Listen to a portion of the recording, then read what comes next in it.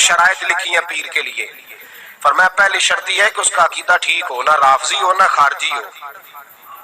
اس کا عقیدہ بولیے اس کے پیچھے کبھی نہیں لگ جانا جو حضرت عثمان کو برا کہتا ہو یا معاذ اللہ تعالیٰ حضرت امام حسین کو باغی کہتا ہو. اس کا نظریہ ٹھیک نہیں. پہلی بات عقیدہ.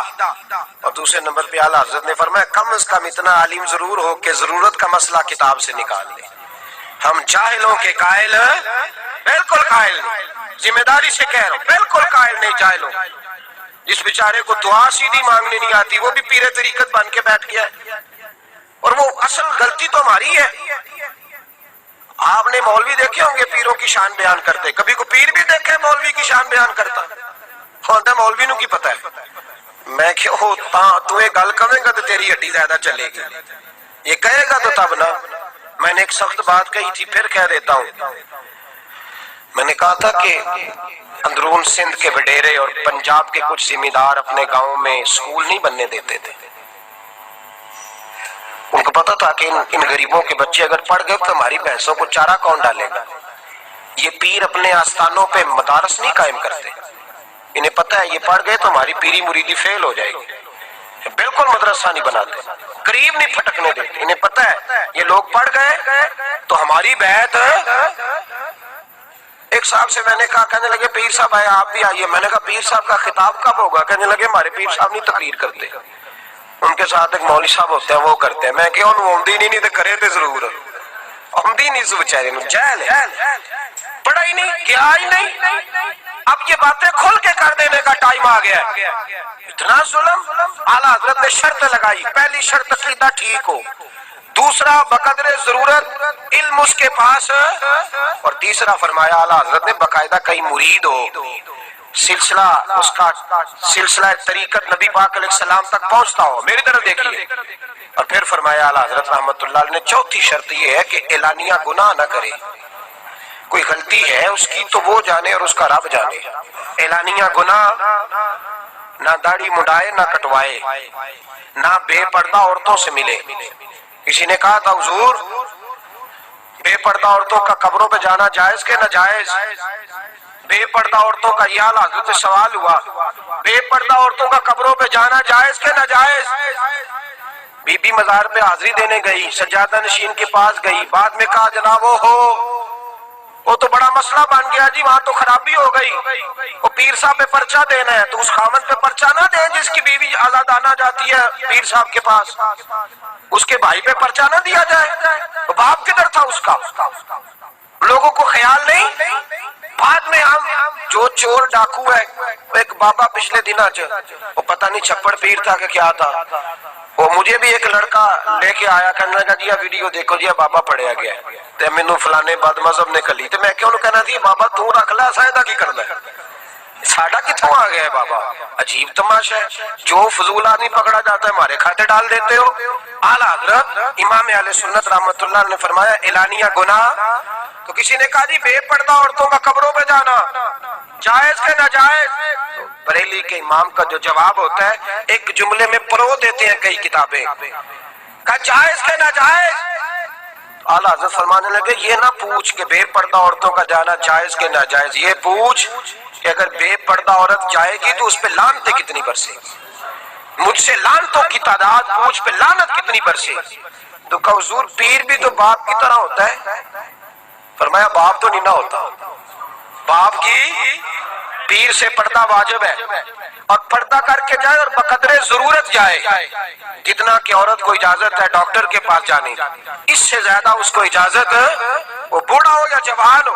یہ فاضل بریلوی کے فتاوی جات ہیں، یا اعلیٰ حضرت کے نظریات ہیں، ایسی کوئی گنجائش نہیں. جاگ رہے ہیں آپ حضرات؟ ادھر دیکھیں میری بات پہ توجہ فرمائے.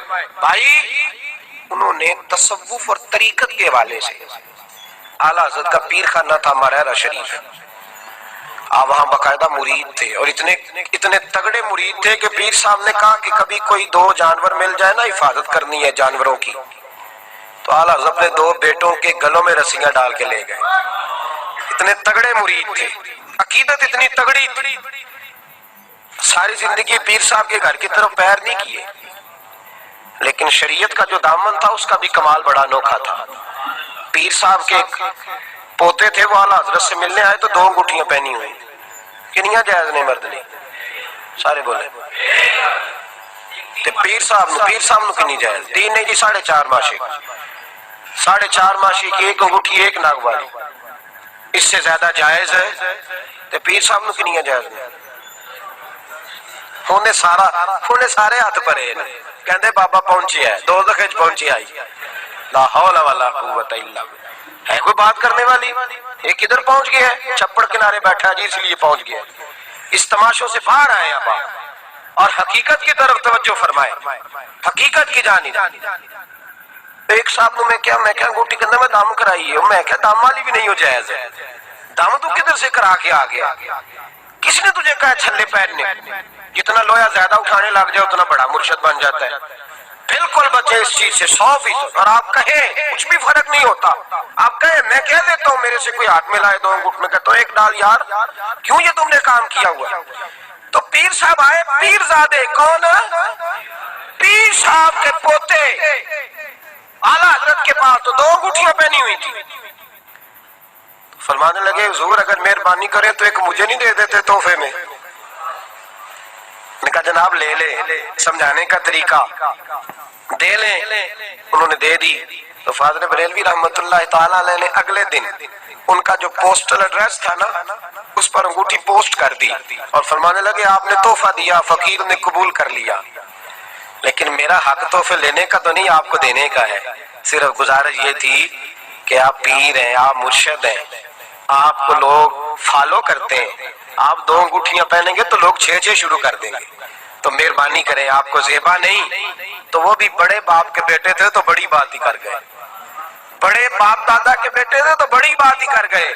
انہوں نے کہا مولانا جب تک آپ جیسے مرید رہیں گے انشاءاللہ پیر بھی سیدھے رہیں گے، سیدھے رہیں گے. خط لکھا. تو فاضل بریلوی رحمت اللہ علیہ نے بڑے کھلے نظریات کے ساتھ اس زمانے میں اقبال کہتے تھے نا کہ سارے جہاں سے اچھا ہندوستان ہمارا. اقبال مخالف تھے 2 قومی نظریے کے، اور ایک دور تھا جب اقبال کہا کرتے تھے سارے جہاں سے اچھا ہندوستان ہمارا. تو پھر ان کی بھی ملاقات رہنے لگی سید دیدار علی شاہ صاحب سے. وہ تھے خلیفہ اعلیٰ حضرت کے. جب اعلیٰ حضرت کی فکر کے لوگوں کے پاس وہ بیٹھنے لگے تو پھر اقبال کا نظریہ بدلا اور پھر اقبال نے کہا ان تازہ خداؤں میں بڑا سب سے وطن ہے، جو پیرہن اس کا ہے وہ مذہب کا کفن ہے. اعلیٰ حضرت سے جب وہ کہتا تھا نا آپ کا کیا خیال ہے، انگریز سے آزادی لینی ہے کہ نہیں، تو اعلیٰ حضرت فرماتے صرف انگریز سے نہیں لینی، ہندو سے بھی لینی ہے، سکھ سے بھی لینی ہے، اس لیے کہ مسلمان ایک علیحدہ قوم کا نام ہے.